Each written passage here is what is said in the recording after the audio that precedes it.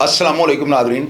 अल्लाह ताला से ये उम्मीद करता हूँ कि अल्लाह ताला ने आपको जहाँ पर भी रखा होगा अपने हिफ्ज़ व अमान में रखा होगा। तारिक टैडी नादरीन, मैंने आपको याद होगा आज से 2-4 दिन पहले मैंने एक प्रोग्राम किया था और मैंने आपको बताया था कि जितने भी कॉमेडियन अदाकार दुनिया में गुजरे हैं ना, आज तक मैंने यही देखा है कि वो दुनिया को हंसाते रहे हैं, लेकिन जब वो दुनिया से जाते हैं ना, या वो बड़ी जो है ना बड़ी कसम पुरसी की ज़िंदगी गुजारते हैं। हुकूमत की तरफ से उनकी कोई इमदाद नहीं की जाती। इसके लिए पाकिस्तान के अंदर जितने भी कॉमेडी अदाकार दुनिया से गए हैं, उसमें खावर सलीम मोटा देख लें, आप नन्ना देख लें, उसके अलावा कई ऐसे अली इजाज़ को आप देख सकते हैं, तारक टैडी साहब दुनिया से इंतकाल कर गए हैं, कई ऐसे अलबेला, मुझे अभी नाम जो है ना अगर मैं बताने या गिनवाने शुरू कर दूंगा तो दर्जनों में हैं। और इनके अलावा जो है ना हिंदुस्तान के जो अदाकार कादर खान थे, आपको पता है कि वो भी कितनी कसम पुरसी की ज़िंदगी जो है ना दुनिया से गुजार के गए हैं। असल में होता ही है कि ये कॉमेडियन जो होते हैं ना, मैंने इसकी वजह भी साथ आपको बताई थी कि लोग इनको मुस्कुराते हुए देखते हैं। हमेशा इन लोगों ने जो है ना लोगों के चेहरों के ऊपर मुस्कुराहट बखेरी होती है।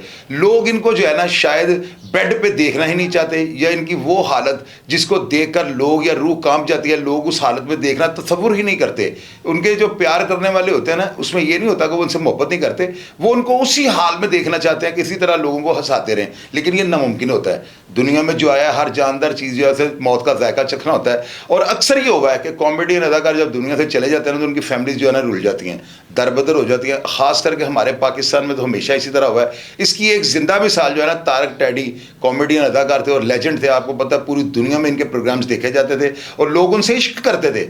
यानी उनकी मोहब्बत का ये हाल था कि मैं आपको बता नहीं सकता, बल्कि मैं ज़ाती तौर पर उनको जो है ना एक 302 के मुकदमे में हम इकबालटन थाने में गिरफ्तार हुए थे। और नवीद पहलवान जिनका मैंने इंटरव्यू भी किया, उनको मिलने के लिए आया करते थे। उनके बड़े भाई नदीम पहलवान इंटरनेशनल रेसलर हैं और उनके साथ उनका बड़ा गहरा ताल्लुक था। बड़े अच्छे इंसान थे, बड़े मुखलस हमदर्द टाइप आदमी थे। और जब वो दुनिया से गए हैं ना, पीछे उनकी फैमिली का क्या हाल हुआ, ये सारी बातें मैं आपसे शेयर करने लगा हूँ। और उनकी जो एक्स वाइफ है ना, उन्होंने अमदाद की अपील किया है हुकूमत पाकिस्तान से, और उनका हक बनता है कि जो उनकी 2 सोगवार बेटियां और एक जो वाइफ उनकी रह गई है, इनके लिए हुकूमत को कुछ ना कुछ ऐसा करना चाहिए ताकि वो जो बच्ची हैं ना वो कसम पुरसी की ज़िंदगी ना गुजारें और एक अच्छी ज़िंदगी कम से कम तालीम तो हासिल कर सकें। तो इसके लिए इनकी वाइफ क्या कहना चाहती हैं, सारी चीज़ें मैं आपके सामने रखना चाहता हूँ। बेटे, आप तारिक टैडी साहब की जो है वो एक्स वाइफ हैं? जी हाँ। अच्छा, आपके साथ उनकी शादी कितनी देर उनकी जो है ना रही? 2009 में शादी हुई थी और 2012 में हमारी शादी ख़त्म हो चुकी थी और 2 छोटी बेटी पैदा हुई थी तो डिवोर्स हो गई थी। तो मैं डिवोर्स की रीज़न भी मैं आज तक वही पूछती रही कि किस वजह से दी। देखें, बेटी के पैदा होते ही मैंने चिल्ला नहा के लाहौर आना था, तो डिवोर्स के पेपर पहुंच के फिर मैं इनके घर मिलते पाँव पकड़ने गई, इनके बड़ों के घर, कि मेरे घर को ना ख़राब करें, मैं बच्चियाँ रुल जाएंगी। तो डिवोर्स इसी वजह से हुई थी, छोटी बेटी की वजह से। अच्छा बेटे, अब आपकी 2 बेटी हैं? जी हाँ। क्या नाम है उनके? सफ़ा तारिक और मरवा तारिक। बेटे वो पढ़ती हैं? जी हाँ, 7 क्लास में। आपका खर्चा जो है महाना वो कितना है अंदाजन?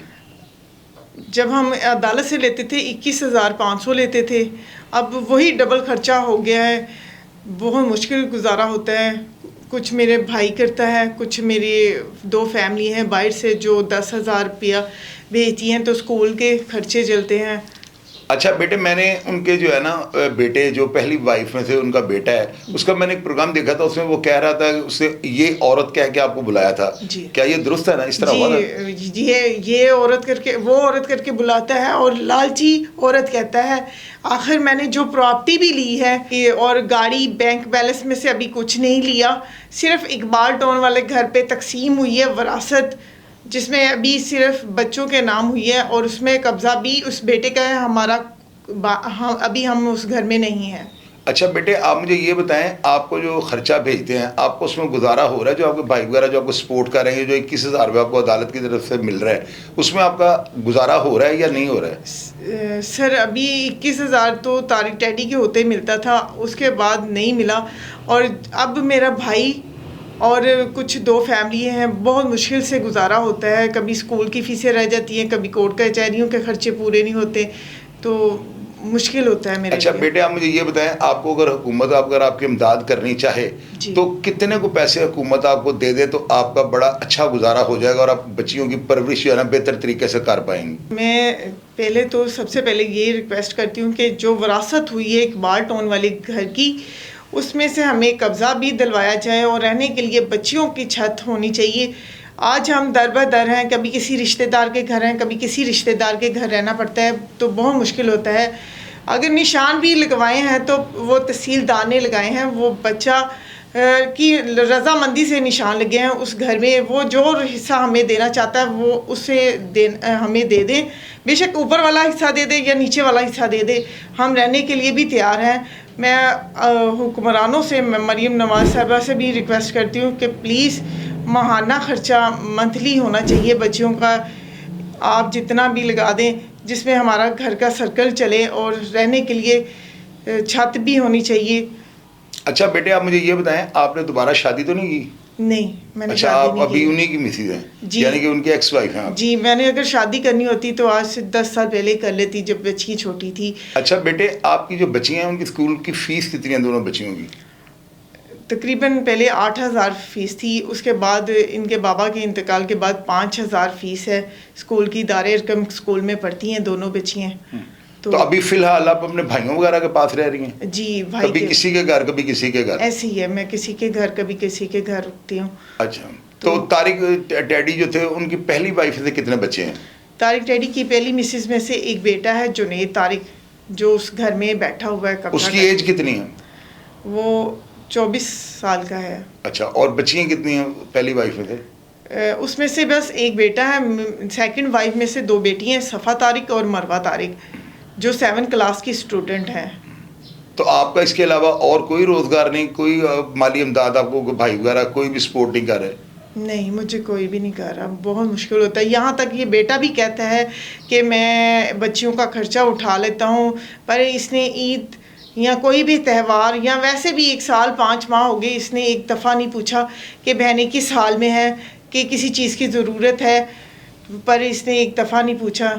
मैं अब नाज़रीन जो है ना, मैं जो है ना हुकूमत पाकिस्तान से ये अपील करनी चाहता हूँ कि मरीम नवाज़ साहबा, आपको पता है पहली चीफ मिनिस्टर हैं पाकिस्तान की, जो है ना पंजाब में जो तैनात की गई हैं, मेरी नज़र में जो है ना वो जिस तरह के इक़दाम कर रही हैं और जिस तरह की वो सर्विसेज देने की कोशिश कर रही हैं, हॉस्पिटल्स के दौरे कर रही हैं, हर उस जगह पर वो पहुँच रही हैं जहाँ पर पहले शायद कोई भी चीफ मिनिस्टर नहीं पहुँच सका। हर चीज़ पर उनकी नज़र है और मैं उम्मीद करता हूँ कि मरीम नवाज़ साहबा चूँकि ख़ातून है, एक ख़ातून के दुख को सबसे ज़्यादा बेहतर ख़ातून ही समझ सकती है, तो मैं उनके आगे अपील करूँगा बड़ी हमदर्दाना कि उनका ये काम बनता है कि कॉमेडियन अदाकार जिसने पूरी दुनिया में पाकिस्तान का नाम रोशन किया और इतनी कॉमेडी की कि लोग आज भी उनका नाम लेकर जो है ना उनके चेहरों पर मुस्कुराहटें बिखर जाती हैं, तो क्या ऐसे कॉमेडियन अदाकार के साथ उसके मरने के बाद उसकी फैमिली को इस तरह रुसवा होना या उनकी अपीलें करना बनता है?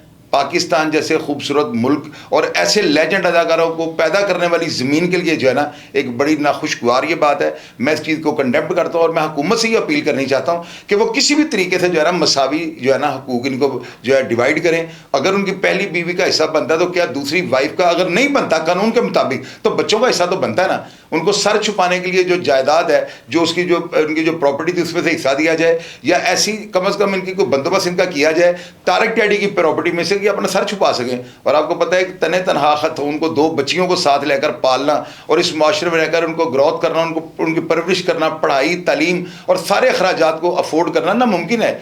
इसके लिए ये खातून क्या कर सकती है?